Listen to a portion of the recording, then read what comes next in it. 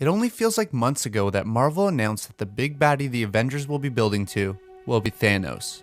And with that announcement, many fans speculated where and when we would see these Infinity Stones come into play. Fast forward to the release of Doctor Strange, and we've seen all but one of the stones. But for those who need a refresher, the Space Stone was first revealed in the MCU, being the Tesseract. It was first shown in Captain America: The First Avenger, and became a main plot point for the Avengers. Next to be shown was the Mind Stone. Although we didn't know it yet, Loki's scepter was holding the Mind Stone and giving the abilities we saw him use in the Avengers. Later, that Mind Stone was plucked from the scepter and placed inside Vision. Now, the Reality Stone was front and center in Thor: The Dark World. It was then named the Aether, and we last saw it in the hands of the Collector. In Guardians of the Galaxy, I don't think anyone expected to see the Power Stone, but that stone was placed inside an orb and remains to be one of the most destructive instruments in the galaxy. And the most recent Infinity Stone revealed was in Doctor Strange, where the Eye of Agamotto was later revealed in the film to be an Infinity Stone.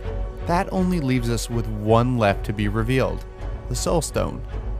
Now, we don't know exactly how the MCU will be changing up things from the source material, but in the comics, the holder of the stone is not only able to manipulate both living and dead souls, but they can also steal the abilities of gifted individuals.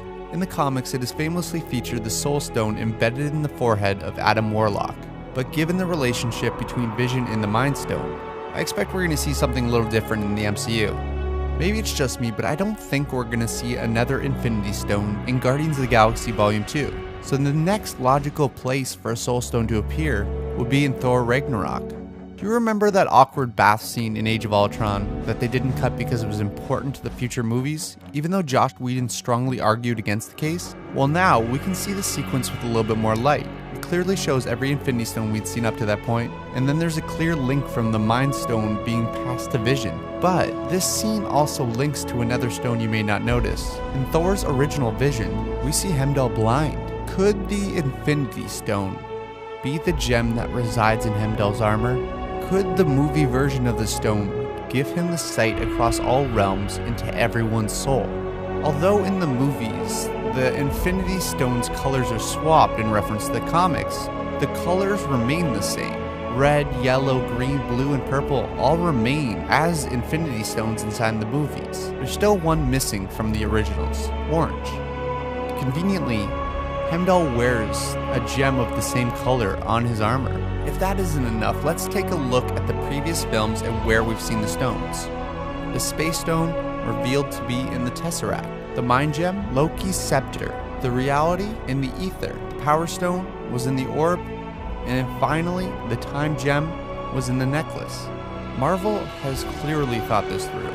They've subtly spelled out the main villain in the first letter of what contained the Infinity Stones, meaning that the Soul Stone, being in Heimdall, would fit perfectly.